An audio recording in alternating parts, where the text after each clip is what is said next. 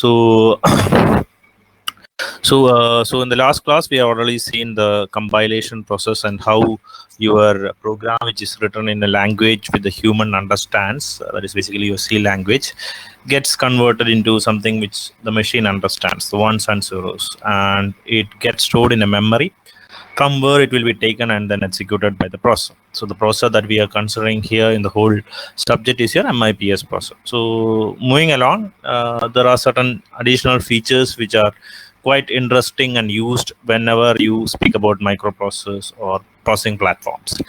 Now, the first among them is your pseudo instructions. Now, uh, we have already seen what instructions are.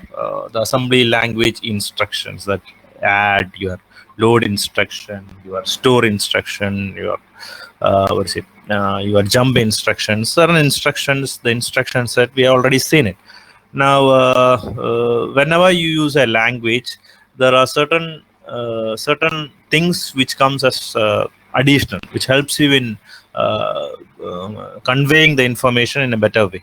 So here there is something called as a pseudo instruction. So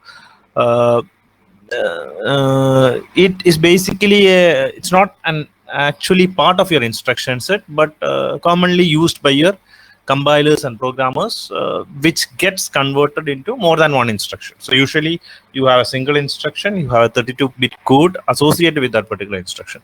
But in the case of pseudo instruction, it is something which is used to help your compilers and programmers, which forms the, compilers, help you, the programmers, with the help of compilers. So that's the top part of your particular conversion stage. So it is basically implemented using a temporary register, and there will be some intermediate calculations. So that's the way it works. So the whole idea is it is not a direct instruction. It is an instruction which is added. It's not a instruction in the instruction set. It is added to help you in the process of writing your program. So that's the idea of your pseudo instruction. It is defined as it is not actually part of an instruction set, but are commonly used by programmers and compilers.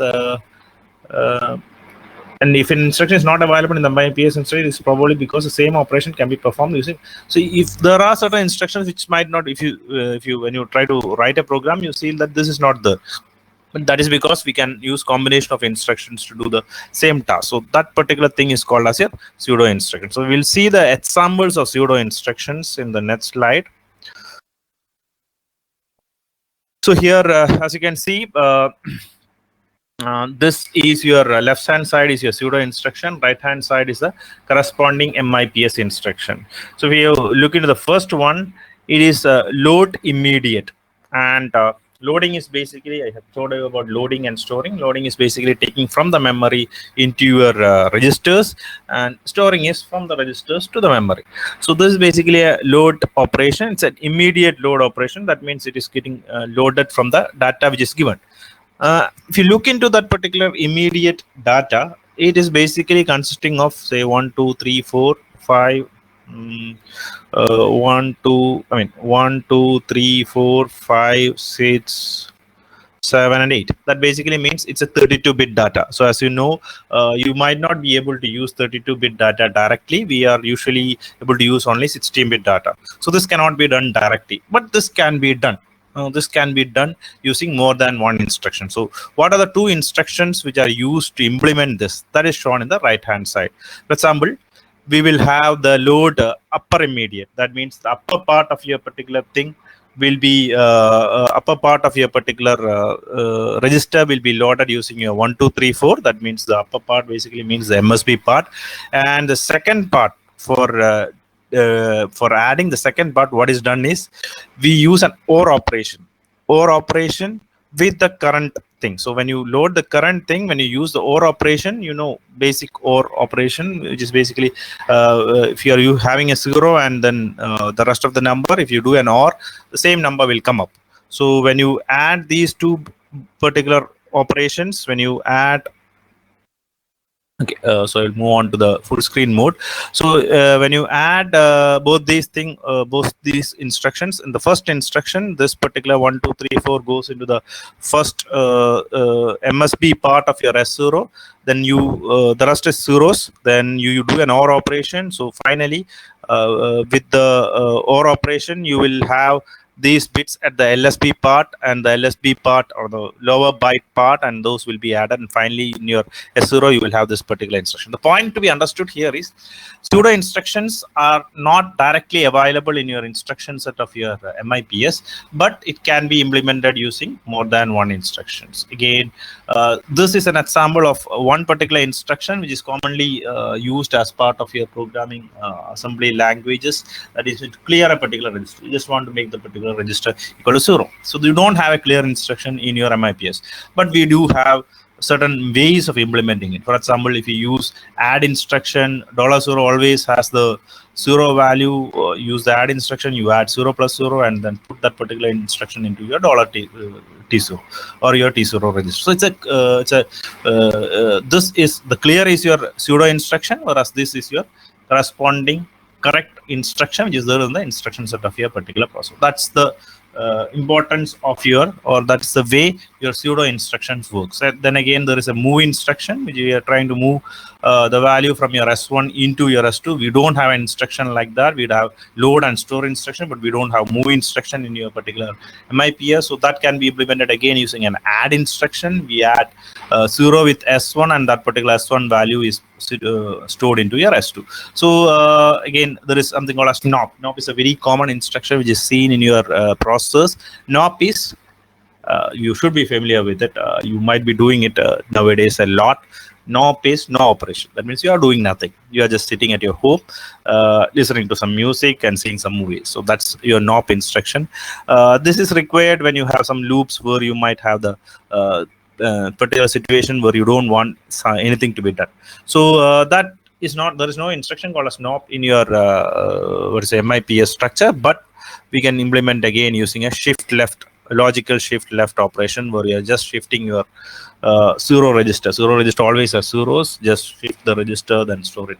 So it's a simple way of implementing your NOP instruction. So this gets converted into this instruction by the compiler, so that this can be converted into the corresponding machine language by the assembler. So that is what is happening. So this is something which is given as input. I mean, the left hand side, the pseudo instructions are given as input to your compiler, which gets converted, which converts it into the corresponding set of instructions in the instruction set of the microprocessor.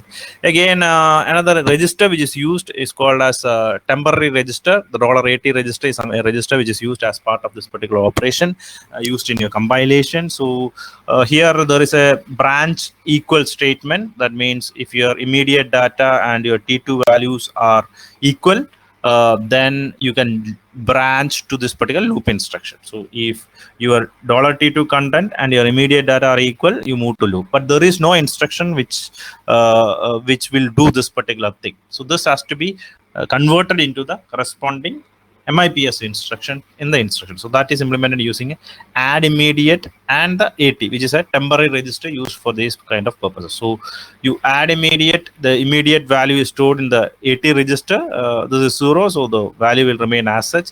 It is stored in the AT register, and then you use your AT, because we can only use register here.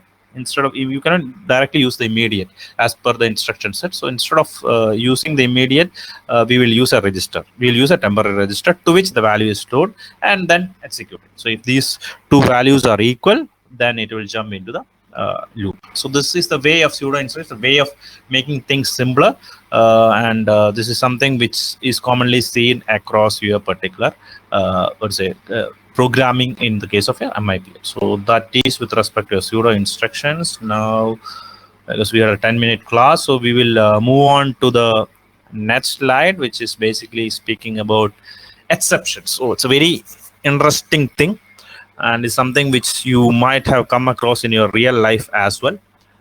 See, we have usually a way of doing things. We usually do things in a particular routine. Before the coronavirus came into existence, we usually had a timetable to your particular activities. That means you go to your college, I mean, you go to your classes, chit chat with your friends, listen to a little bit of classes, do some entertainment stuff, and then you come out of the college at 4:30 or 5 o'clock, go out with your friends again, come back to your hostel room or your rooms at this particular point. So everything happens naturally. But when a coronavirus came into existence, the whole scenario changes. Now you are at home. This is an exception scenario. The lockdown that has been established by the government is an exception scenario. So it's quite similar. Again, another example that can be given is you are studying by yourself. I had given it in some different context. You are studying your particular classes, I mean your particular lectures. Hopefully it happens some at least a few number of times, and then you get a call from your friend to go to a movie. So that is an exception. You're coming out of your usual way, and that is usually serviced, that is usually taken care of. So that's the exceptions. Exceptions are something which is very common in your daily life, and you will have to deal with these exceptions. The same thing applies to your process as well. Process have a routine way of working. There are certain things which are usually done. It knows how to do it. It knows the program is getting executed. The programs, you get the program from the memory, execute it, and see, I mean, execute it by the process. It goes like that. You jump to a particular level, it goes like that. But at certain points of time, you are asked to do some exceptional tasks, unscheduled functions or procedure calls, and jump to a completely different address. You know that the whole program or the whole way in which the microprocessor works is it takes an instruction from a particular address, loads it into the registers, and then executes it. Goes to the next instruction, execute it. If you have a jump statement, it will move to a different address, take the particular value from there, and then execute it. But when an exception comes, whole process of your program goes off. It moves into a completely different address where it will try to service this particular exception. Now, exception sources can be divided into two types in a general way. Something is called as hardware sources, the other one are called as software sources, the persons who create these particular exception scenarios. Okay, now hardware sources or hardware exceptions are triggered by an IO device. For example, this particular slide presentation is going on. I'm keeping on moving the slides, but somewhere I keep an escape button. I use an escape button. So you are moving out of the usual way. So it is usually done by IO devices like keyboard and other stuff. So this is triggered by a hardware action, and this is usually called as an interrupt. You are interrupting the usual flow of your particular program by using certain hardware keys. So that is called as your hardware exception. Is triggered by an IO device such as a keyboard, often called as interrupt. Again, in the case of your software, again program, this is one way of exceptions. The other kind of exceptions are something which is associated with errors. You might have an undefined instruction. You might have something divide by zero errors and all, where as I told you, MIPS works in operating system environment. So the program jumps to a code in the operating system, which may choose to terminate the offending program, or you might do something with it. So that particular thing can also happen. That is also another kind of exceptions, and this is usually termed as traps. These kind of instructions which are caused by software issues. Here, the instruction is not something which is given inside your, because you have a 32-bit number. So you are defined set of 32-bit numbers for each of the instructions, but somehow that particular 32-bit number that is stored in the location is not the defined 32-bit number. So it is basically an error number. So that has to be dealt with. Then again, there is the possibility of divide by zero coming into picture during a mathematical operation, which has to be dealt with, which is not there in a mathematical operation. Then reading of a non-existent memory, you are asked to read a particular location which is not there. That location itself is wrong. There is no location like that, or it is reserved for some particular purpose. So again, that goes into an error. Hardware malfunction can cause something. Debugger, I mean, you might be using debugger breakpoints, which is something which is commonly used when it comes to software program.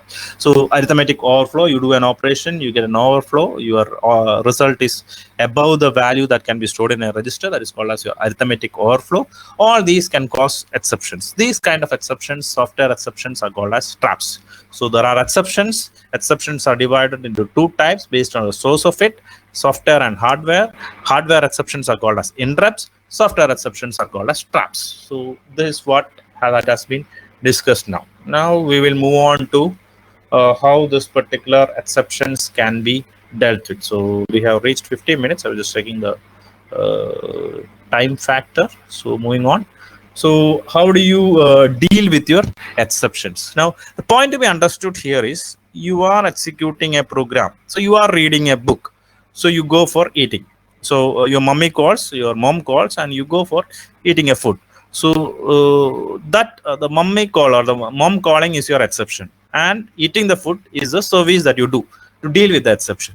Now you are reading a book. You have to return back and continue the reading. You're watching a serial, Prison Break or whatever, Breaking Bad or whatever serials that you are usually watching as part of your Netflix, and suddenly you have to do something. You go back, do that, and then come back.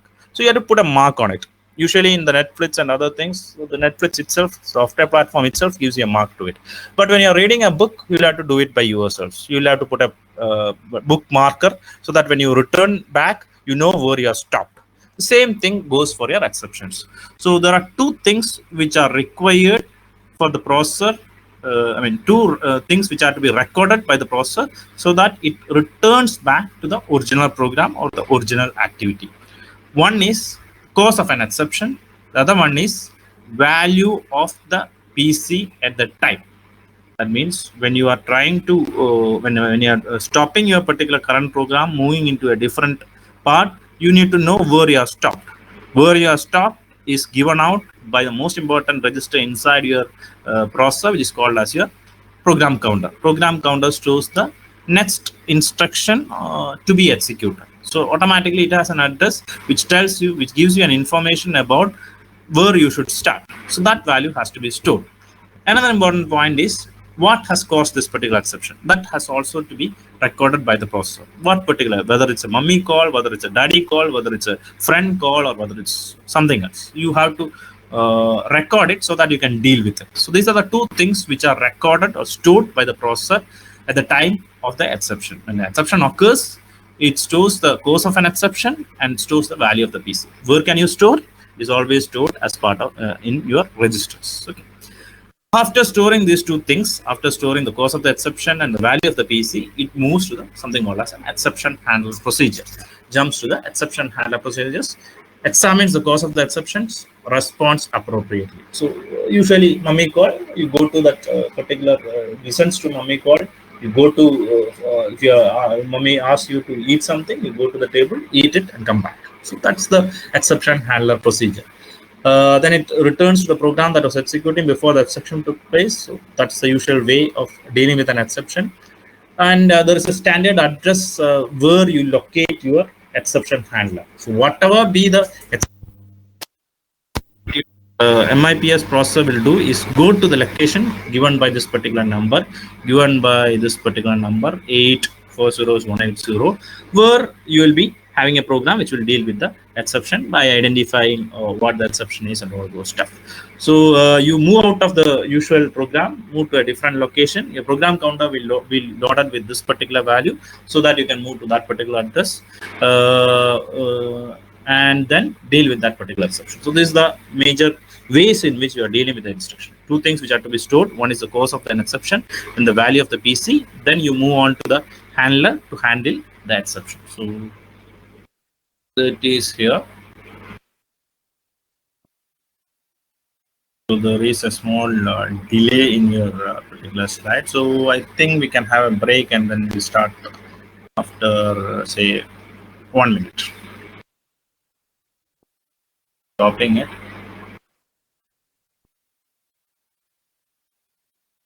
So we have started with the exceptions. So we'll continue with the exception part. So we have already seen that exceptions require two things to be stored. One is your cause of the exceptions. The other one is the program counter. Now for that we use two registers. We are speaking about the special purpose registers which are used for that. One is called as the cause register to record the cause of the exception, because we need some storage space. We need to store this particular thing. So you have something called as cause register, which stores the cause of your exception. Exception handler code reads the cause register to determine how to handle the exception. So I told you that the exception handler is the person who deals with the exception. So that particular thing will first read the cause register to understand what caused the exception, and then determine how to handle it. And then another special purpose register called as exception program counter to store the value of the PC at the time an exception takes place. So the second thing that has to be stored is your program counter value. So the program counter value is stored in something called as EPC, which is called as your exception program counter. Okay, so these are the two registers which come into picture. One is cause register, the other one is your EPC register. Okay. So what are the causes of your exceptions? Now there are different kinds of exceptions. These are commonly seen exceptions. Hardware interrupt, we already seen that you have hardware interrupts which are coming into picture, and software interrupts which usually come into picture. So when you have hardware interrupt, the cause is called as 0H0000. This is the value inside your cause register, then it means that it's a hardware interrupt.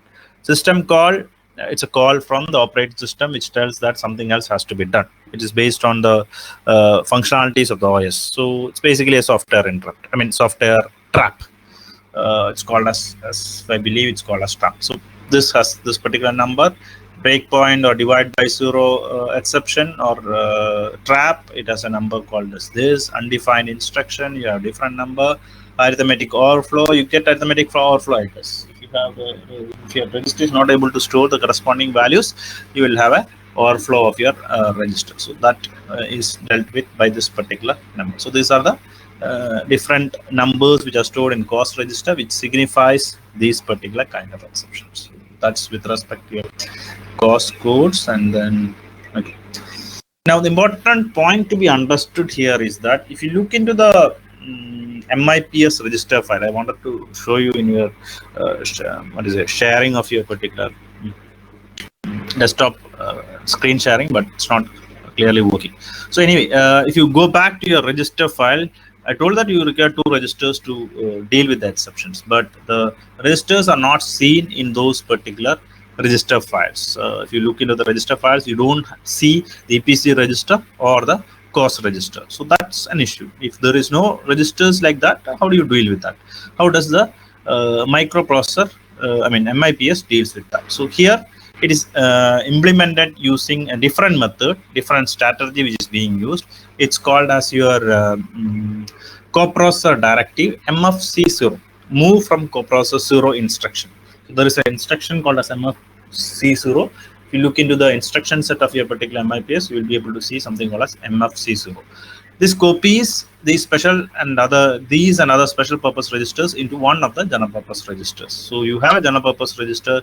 So you have cause and other registers which are copied into general purpose register. You don't have a specific cause and EPC register. It is implemented using an instruction called as MFC0, which will move these register content into the general purpose registers or a scratch pad where you can write anything. Okay. So coprocessor 0 is called MIPS processor control. It handles interrupts and processor diagnosis. It's a way of doing things with the support of a coprocessor called as coprocessor 0. So MFC0 $T0 cause copies the cause register into $T0. So MFC0 $T0 cause copies the cause register to $T0. So the MFC0 is basically an instruction which is used to copy these kind of registers into general purpose register. Here, in this particular instruction, the cause register is copied into $T0 using this particular instruction. So that's the way in which your exception registers are copied.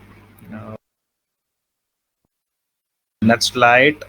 Okay, so again, the exception causes the processor to jump to an exception handler. We have already seen that. First thing, see, we are doing an A plus B. Consider that we are doing an A plus B operation now, and we also need to do A plus B plus C. These are the A plus B plus C is the the operation to be done. A plus B happens, it is getting stored in a register, then an exception comes. Now we need to store the result as well, because when you return, you will have to start from the part of the program where you will add C. But A plus B has already been done, it is stored in a particular register. So that particular thing has to be stored. So in order for the particular program to continue its execution. Okay, so otherwise there is no point. You need to memorize things which have already been done, because the processor only knows the current instruction that is being executed.